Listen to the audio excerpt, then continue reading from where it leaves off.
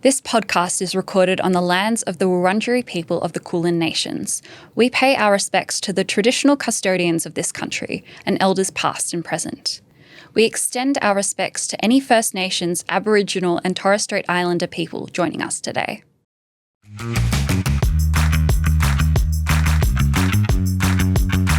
Welcome to today's episode of No Spoons to Give, the podcast where we explore life's ups and downs with neurodivergence, chronic illness and disability, and chat with the voices that make our community so wonderful. So how are you going today, Larissa? I'm good. I had a bit of a long drive this morning, but I've had a double dose of coffee and I'm ready to go. How are you going? Always the way to do it. I'm going well.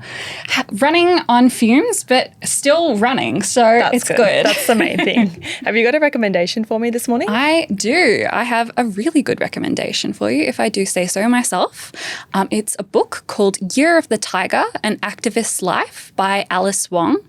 It's a raw, genre-bending memoir made up of a series of essays about finding and cultivating community, growing up with intersecting identities, and the unending fight for disability rights. Alice Wong is a queen. She's amazing, and it's such a powerful book, so I really recommend it. Love Alice Wong. I say this every week, but we do need to start a Spoonie Book Club because you just have the most amazing recommendations, and I think our community would love it. Oh, I would love to do that. What about you? Yeah, I've got a book recommendation this week. So it is kind of an older book, maybe 5 or 6 years old. It's called How to Endo by Bridget Hustwaite. It was the first book that I ever picked up when I suspected that I had endometriosis, and it's kind of a guidebook that holds your hand through the process. It's very evidence-based and she does update it, which is great.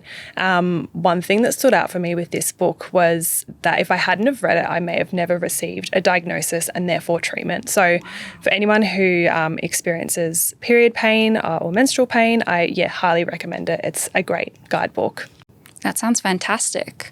And today we're going to be chatting with Hayley and Kate from Melba Support Services, an individualised disability support service designed to help disabled people in regional Victoria to live fabulously purposeful lives of their own choosing. Hayley is the CEO of Melba and is a dynamic and innovative leader with over 30 years' experience in the disability, aged care and community sectors. Under her guidance, Melba has transformed from a small regional service to one of Victoria's largest disability care providers. Kate is Melba's innovation lead and she is vision and hearing impaired. Formerly a journalist, she now leads innovation integration to solidify new financially sustainable ideas as a foundation for fantastic outcomes for people supported by Melba. Welcome, Hayley and Kate. Thank you so much for joining us. For those who haven't heard about Melba, could you tell us a little bit about yourselves and what Melba does? So Melba has been around since the 1970s. In fact, we've just celebrated our 50th birthday, well, a couple of years ago, but for us it's still very fresh. And we've been delivering individualised supports through a human rights framework now for near on 25 years.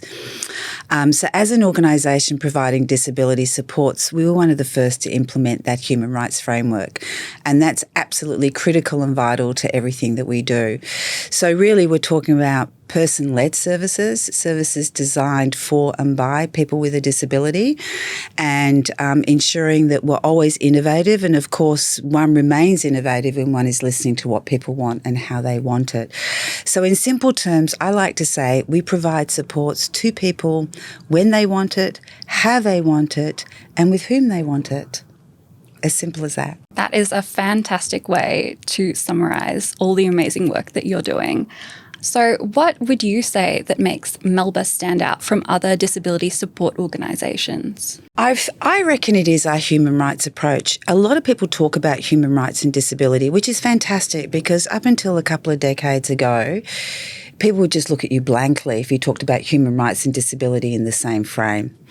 And now we're all talking about it, especially with royal commissions. The NDIS has certainly promoted human rights. But from my perspective, what makes Melba stand out is we are committed to all human rights. A lot of people will talk about the right to accessible housing or to accessible education, and these are all basic human rights. But nobody's talking about the right to intimacy or the right to connectivity with others. So it sort of feels like we all want to wave the banner of human rights, but who's actually talking about all human rights? And they're all being as critically important to people being able to live a fabulous life. And that is really important in terms of somebody defining what that fabulous life looks like for them. And what I find astounding is we've made little movement in that in many years. And when we talk to people about what they want, because this is something else that also Melba is absolutely always been committed to, and that is that people who purchase our supports are the ones that design their supports. And we have very strong advocacy groups which tell us what they want and how they want it.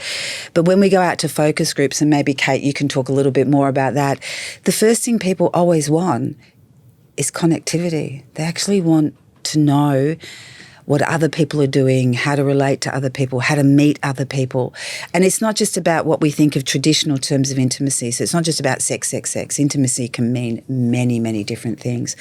But I reckon it would be the number one thing people talk about, even beyond accessible housing, accessible jobs. What do you think, Kate, when we get down to the ting tacks? Absolutely. That's the number one thing that, especially when we start that conversation, because we know it can be a tricky conversation to start. Not everyone wants to come up to a support worker and go, can you help me access intimacy? It's tricky. We've got to really work with everyone to find out what intimacy means to them. So for them, it could be something like Spoonie, where they're connecting with other friends and other people who share their interests, for example, and who understand spoon theory on an app. That might be what they want. They want it online. For other people, it could even be something like they want a pet, and you'd be surprised at how many people with disability are told by support workers, by the organisation that supports them, no, you can't have a pet, you can't do that.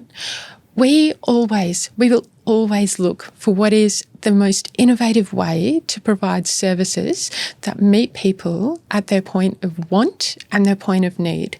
We're always innovative because we never feel like we've nailed disability services.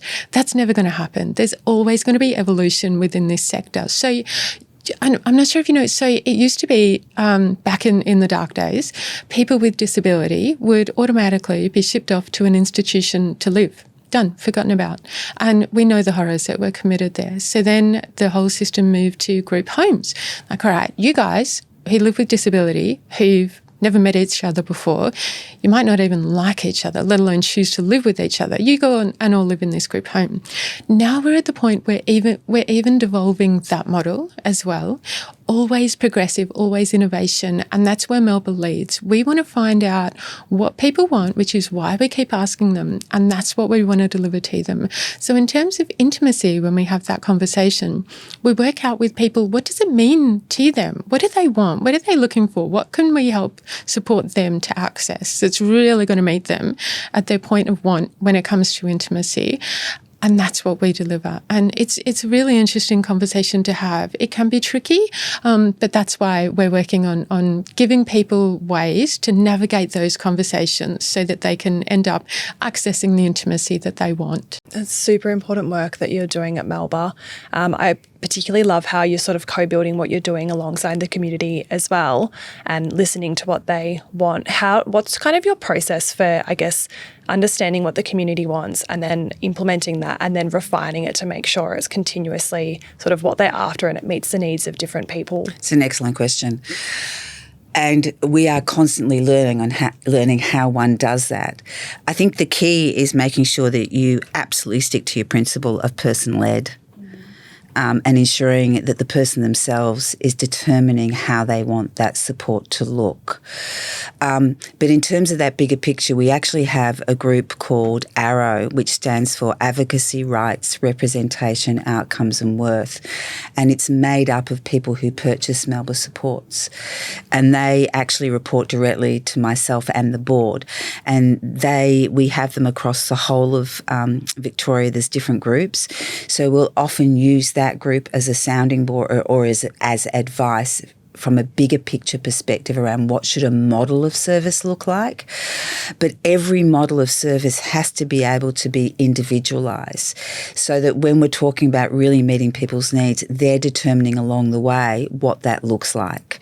So it's like wrapping the service around the individual and then that person directing and leading whether it's working or whether it's not working. So it's also making sure that you have checkpoints, for want of a better term. Is this working? If it's not, what do we need to shift? What do we need to change? So we never think about what we get right or wrong because that language prevents you from really innovating. It's more about, is this working for you? If not, why not? We'll often say, this is the traditional Melba way, we'll call it, and that is very simply, we use it at executive, we use it at delivering supports. 3 key questions: what's working, what's not working, what needs to change? I think they're excellent questions that I think a few more organisations definitely could be asking. I think that it's pretty fantastic and almost revolutionary to be really centering the focus on the people rather than the service in itself, because people are the focus.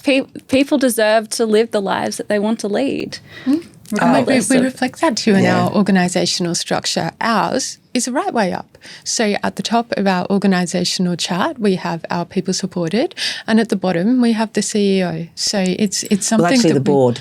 The board at the bottom. Yes. Yeah. And so that's how we work it. We live and breathe this way of being. It's not something that's just policies and procedures. This is genuine. This is authentic. That's what the Melba difference is. It's our commitment to delivering services that are shaped by people. And I think it is important, though. Here's me. I'll come back in. So many organisations are person-centred. They do aspire to this. We are seeing with the NDIS a lot more individualised approaches. But I think the key is around not being complacent and acknowledging that you can always do better. And that you always must listen to who your actual customer is. And I know a lot of people shy away from the term customer. Some do, some don't. But it's actually, who are we supporting, who are we servicing? And as long as we continue to listen, and we don't always get it right. And I think that's really important too, to be able to acknowledge we don't always get it right. I think so too. I think that's where you grow in learning how you can do better, as you've just explained so well. So what is your favourite part about working within the disability community?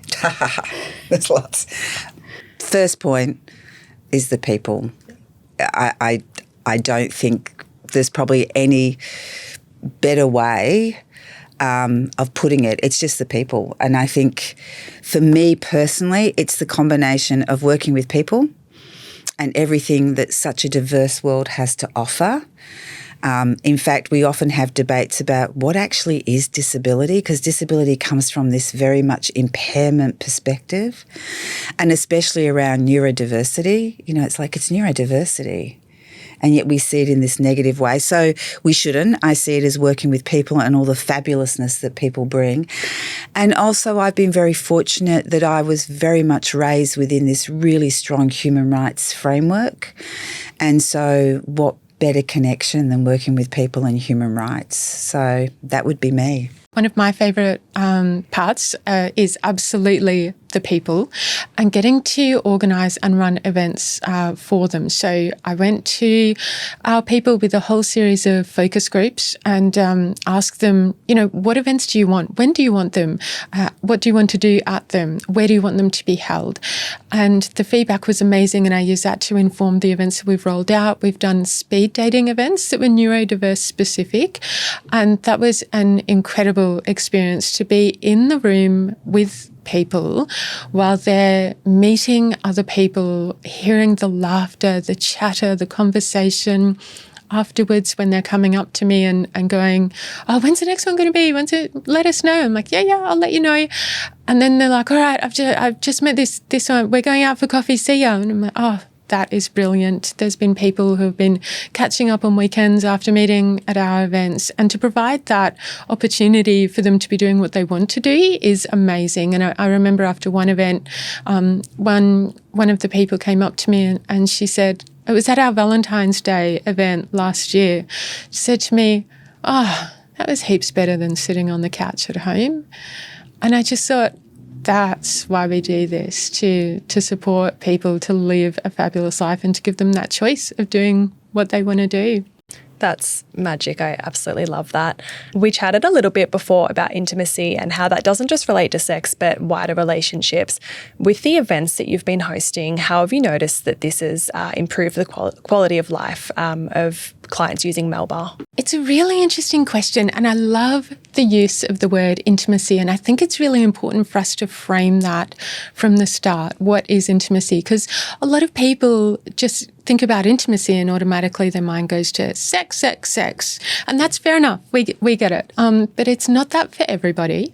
So a lot of the work that we've been doing in terms of our intimacy programs at Melba is defining what intimacy is. And so, of course, we went to our people and asked them. And the answers and the amount of, I suppose, variety of what intimacy means to people is just amazing. So obviously sex and perhaps supporting a person to access a sex worker is absolutely there. But that's just one end of the spectrum. There's a whole other range of things that intimacy means to people. So some of the examples we can give you are things like it could mean having a pet, being supported to have a pet, and cuddling up to your little fluffy dog at the end of the night is just a really lovely form of intimacy for a lot of people. It could mean forming friendships. It could mean your relationships with your family. It can mean even intellectual intimacy, having those deep conversations. It can mean financial intimacy, so sharing finances with someone is a form of intimacy. It could be religious intimacy, being supported to go to church, and spiritual intimacy. So when we do talk about intimacy, we are talking about a whole lot of different things that it means to different people. And of course, we also recognise that some people don't want to access intimacy, and that is also okay. So there's no right way to experience intimacy except for consensually, of course. Intimacy means different things to different people, and that's part of the process. It's working with people to understand what it means to them, so then we can meet them at that point of need. What do you think, Hayley? Absolutely. I think it's one of the biggest lessons that we've learnt along the way. I mean, Kate and I were having this conversation before we walked in. I feel like I've been talking about this for the past 40 years, which is really sad when you think about it. But what we've realised over the years is intimacy means different things to different people. I think the challenge is when people make assumptions about what a person with a disability should or shouldn't do. And I think that's where we get really quite, I guess, distressed in a way, because it's actually not upholding somebody's human right. And so what we want to do is not just provide the ability for people to access intimacy in a way that's meaningful for them, but also have an impact in terms of hopefully educating families, because we often see people with a disability grow up, remain in the family home, and often seen as the perennial child. Interestingly, yesterday or the day before, Kate, we were doing a session and a support worker talked about somebody they were supporting who was 26 years of age, and this young man wanted to experience connectivity. And that didn't necessarily mean sex or getting a sex worker. It was just a form of intimacy, a relationship. And sadly, the support worker was sharing with us that the mother said, oh, no, he's just a child. And we can understand that, in a way. Do we agree with it? Absolutely not. So we think that part of our role also is to help educate and support so that 26-year-old young man is not restricted in any way, shape or form in being able to access intimacy in a way that's meaningful to him. Yeah, that is so important. I think educating families is like the other part of kind of the process. And yeah, that's so fantastic that you're really able to make a difference there. Well, we hope so. I mean, it is a lot of trial and error. And we're about to embark on a big education program for families and for parents. And so stay tuned. We'll come back to you. But I think also with apps like Spoonie, I think that is an incredible way forward, because it's not just about, it's about connectivity. And I think that's really important. And what we find, especially with family and others, is once they understand around an individual and what their needs are, we can then bring them along. Yeah, particularly like with platforms like Spoonie too. For some people, I mean, there's so many people at the moment saying, you know, leave social media, but for some people, that's the only way of connecting and forming friends. And it's a way for them to do it on their terms as well and actually connect with, you know, like-minded people, or they might share similar lived experiences. So yeah, I really like what you've spoken about, so many different forms of intimacy and connection. We might take a quick break, and then when we get back, I want to chat to you about support workers and what they can do to best support their clients. Hey Maddie, do you want to know what one of my favourite profile features is on Spoonie? That you can use it to post more photos of your dog? I'll take any opportunity I can to post dog pics, but no. Did you know that Spoonie allows you to share your support needs on your profile so that your new friends can understand you a bit better? On mine, I've got routines, quiet spaces, energy conservation, and visual schedules, because we all know how much I love mind maps and naps. That's so cool. Can I put energy conservation there? I have to pace my energy or else I get really exhausted. You absolutely can. There's so many cool profile features that make Spoonie unique to any other social platform. You can also display your conditions or illnesses, share your interests, and let people know how your energy levels are tracking by using our signature spoon status. I'd really encourage people to check it out for themselves. You can sign up for free using the link in this podcast, or you can find us in the App Store or Google Play. Relationships and intimacy can be challenging for people with disabilities. Why is it so important that we support disabled people to build these meaningful connections and also provide them with the right tools and education surrounding these topics? It's a really interesting question, and the use of the word challenging. And we know that it is. We know that relationships and intimacy are really challenging for people with disabilities, but it's because of the world around them. It's not because of the person with disability, and we want to be really clear about that. People with disability have been segregated from opportunities to experience intimacy. We know that they've been pulled out of sex ed classes at school because it's considered to be not for them. They've been excluded from the community where they would ordinarily develop those incidental relationships that might even end up in romantic intimacy. And there's a lot of pushback that we see from families around not allowing a person with disability in their family to have access to a girlfriend, a boyfriend. We've even seen cases of support workers saying no to someone who wants to have a pet. So when we look at challenges around intimacy, it's because of the world around them. So, I mean, have you ever seen a person with disability in a sex scene in a movie? No.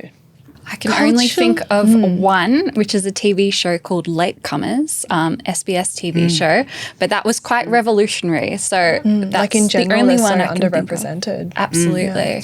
Yep. So culturally, people with disability are excluded from intimacy too. And it's really hard because when people with disability don't see representation of themselves anywhere in culture, it's hard for them to be able to come to that realisation of hey, that is available to me. That is an option for me. I can ask for that and I can look for that, and it's okay for me to want that.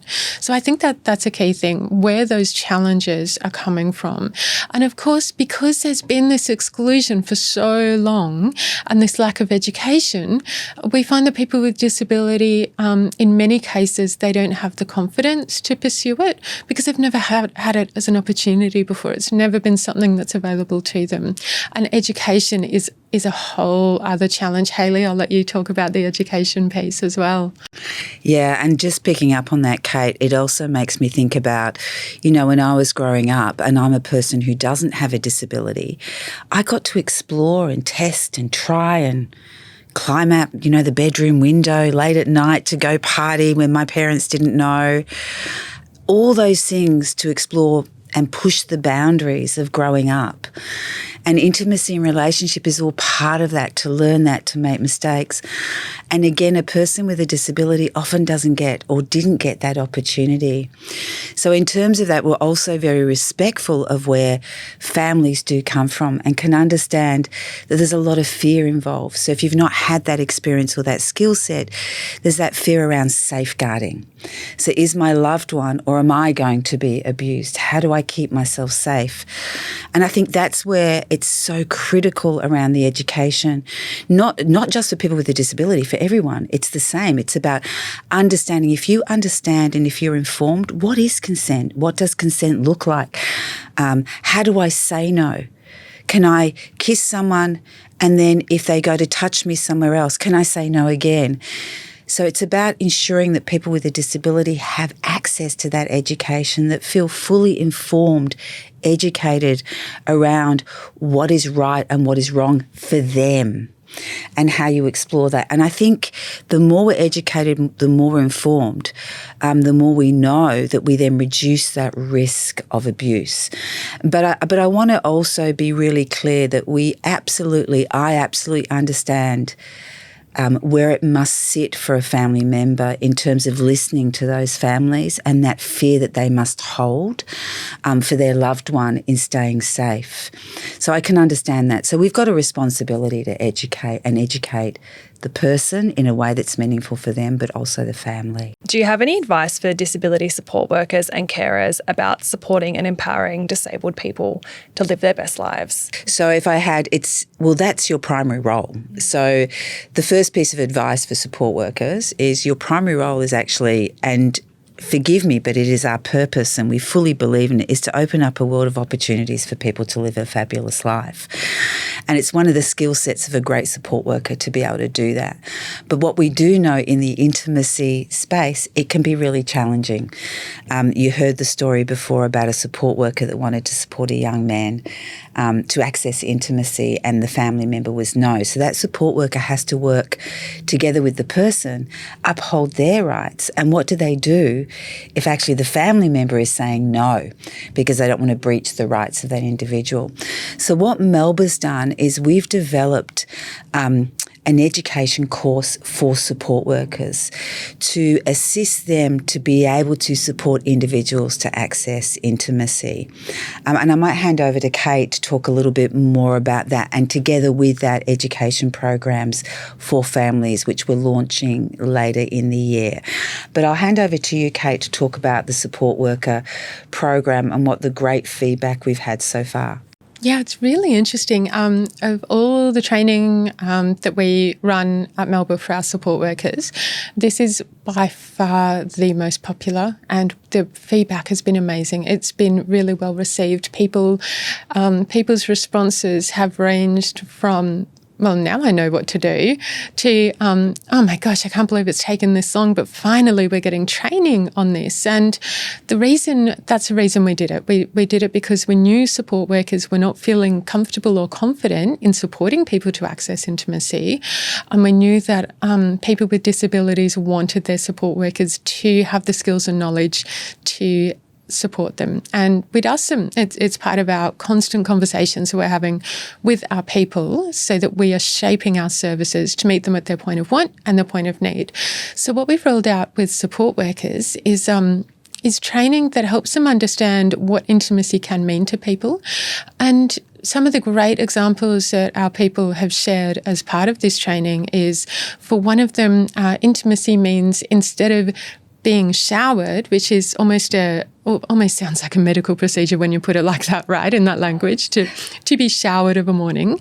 Now she is ready for her shower disco.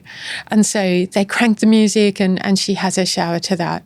And that's a form of intimacy because you're making more of a person-centered activity out of it. And we also have another person, he loves having spa experiences instead of just a bath. And so again, you get the aromatherapy, you get the beautiful soft music, you get the big soft fluffy towels. It's a real experience.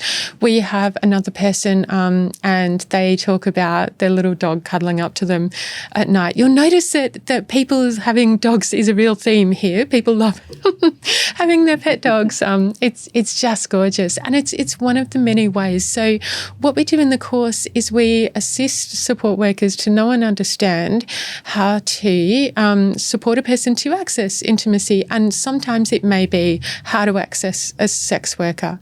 Other times it may be working out with that person, what sort of intimacy do you want to access? What are we talking about here? What feels good to you? And it's all about making sure that person has the opportunity to feel comfortable, to feel heard, to feel valued, and to feel connected. And so that's how they learn from us, the support workers, how to support a person to feel all of that and have that opportunity. That's absolutely fantastic. It's so good to hear that you have such a robust program to help support the support workers to do their best work, because I feel like that's such a gap just generally within the community. One of the really, and we've just started on this journey, so one of the other really positives that's come out of this is that we focused on our people leaders. So it wasn't just directly support workers, so giving our people leaders all those skills to then support their teams around having that conversation. And we found that has been really empowering, because often our front-facing leaders don't get that opportunity either. No. So that's been really successful, hasn't it, Kate? Oh, absolutely. And it comes back to the idea of continuous innovation. And that's exactly why we do it. So, for example, Spoonie at the moment, 10 years ago, we wouldn't be teaching our support workers anything about assisting a person to access intimacy online or on an app or digitally, because it just wasn't available. So when you look at things like the evolution of technology and what becomes available, we have to keep abreast of that. We have to know what's going on and continually bring those innovations back into the disability context to benefit the people we support and to offer it as a choice for them to take up if they want to. So that's part of that continuous innovation. What's new, what's happening, what's going to be of interest to our people that we can offer. And that's why we do what we do. Just jumping off from your point about technology. So Melba has been running for over 50 years. In that time, there's been so many different advancements in the world that benefit disabled people. How do you think technology has enabled and supported disabled people to live their best lives? That is an excellent question, because I think from an organisation perspective, one of the challenges we have as a not-for-profit is often technology is the last thing you spend money on. You're so busy wanting to provide quality support, education, training. Who has the money to innovate? It's really difficult. And especially when we look at the disability support worker model of support currently, and I'm not going to go into the details of the costings, that's a whole other podcast. There's meant to be enough left over for innovation, but there never is. So I think we've really been behind in terms of technology and providing best possible supports. And I think now what we're seeing is if we don't invest in technology, we will be left way behind. So even things like supporting people in their home. So there's two ways here to look at it. One is from the service delivery perspective. And for example, technology has advanced that dramatically. So now a support worker, and we're not quite there yet, but being able to talk into your phone to take notes. Now, that's a huge time saving, and it frees that support worker up to actually deliver support rather than writing all these copious notes. So being able to embrace technology from that perspective, from a service delivery point of view. But vitally important as it's provided so much more accessibility for individuals who have a disability. So when you look at technology, like being able to, it doesn't matter where you live, you can still connect because you can get on your laptop, you can get on social media. That wasn't available before. So it's really had huge impact in connectiveness, I think, for people with a disability. Then you could look at what's available in what we call smart homes and how that has increased people's independence. Because we've always believed independence is not about how much support you need, it's actually a state of mind. So if you can direct and determine how your life looks, even if you need 24/7 support to do that, it's your independence in determining what your life looks like. Technology has hugely advanced that. So no longer do you have to live in a home where you've got staff in your home 24/7 because that's what you need. You can now live in an apartment with great technology, have staff around 24/7, but they're not in your face. They're not in your space. You can press a button or you can call on them. You can open and close your doors through voice. You can have systems that actually track your movements. So if you're actually unwell or having a bad day, that system can determine, well, actually, you've not been to the bathroom, so then somebody's notified. So it's actually increased independence dramatically, both in a physical way, emotional, social. I just wish we had more bucks to be able to test and try and do a whole heap more. But I think advancing technology is just fantastic. I think our challenge is keeping up. That's a fantastic answer. That leads on to my next question. We're really, really excited to be partnering with Melba this year. So I was wondering, why have you chosen to partner with Spoonie, and what's been your favourite part of watching us grow? I think it was the synergy between our passions, and that is all around giving people access to connectivity. I mean, you've heard us talk about intimacy, and it's a basic human right, and nobody's talking about that basic human right. And the use of the right app with social media gives such accessibility, not just locally or regionally or nationally, but globally. So super excited to be working together with Spoonie. We've been looking at a lot in this space, and it's just so fantastic to find partners such as yourself, same culture, values, beliefs. Kate? Absolutely. And I think just jumping back into my business innovation mode for a second here, the key word there for me is growth. So watching you guys grow is part of what made us so attracted to Spoonie as an opportunity for people with disabilities. So when we got to do our due diligence and we're going through a market analysis of existing apps on the market, we wanted to make sure that what we were doing, looking at, all wrapped up in that it was all led by our people supported. And so we'd asked them, we'd already held focus groups where we actually said, what do you guys want in terms of online digital apps? What sort of solution are we looking at here?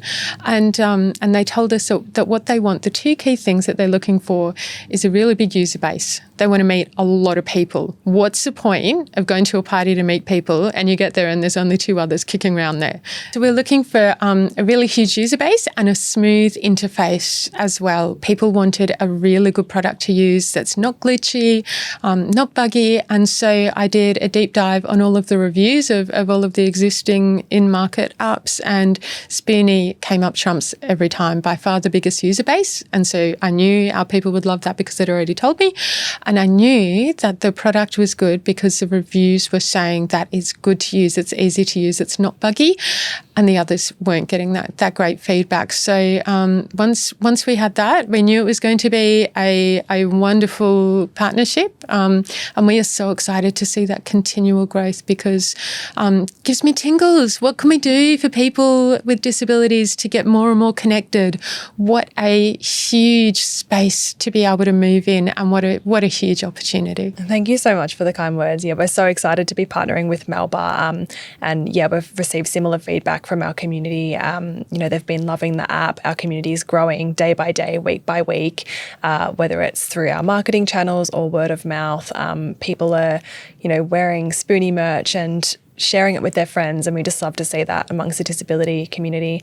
I am mindful of your time, both of you. I know you're both very busy people, so that's probably a great spot to wrap up on. But yeah, we definitely have to keep our conversations going and get you back for another episode because you both have so much incredible insight and knowledge, and I need to pick your brains more and more.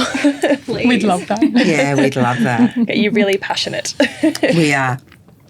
Thanks, guys. It's been a fantastic conversation, and we really hope that the listeners have enjoyed some insights as well. So we've really enjoyed our time here. Indeed. Thank you so you. much for coming Thanks. on. Thank you. This podcast is brought to you by Spoonie, a safe space for neurodivergent, chronically ill and disabled people to make friends and find support. Spoonie is the world's very first social app designed with accessibility at its core. If you like this episode, it would mean the absolute world to us if you could hit subscribe or share it with a friend. If you'd like to join our Spoonie community, you can download the app on the App Store or via Google Play. And if you'd like to keep up to date with us on social media, you can follow us via the links in the show notes.